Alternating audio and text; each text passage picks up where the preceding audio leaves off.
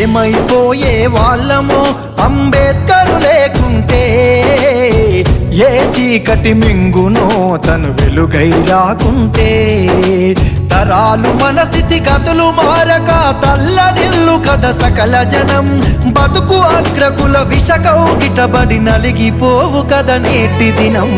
ఏమైపోయే వాళ్ళమో అంబేద్కరు లేకుంటే, ఏ చీకటి మింగునో తను వెలుగై రాకుంటే.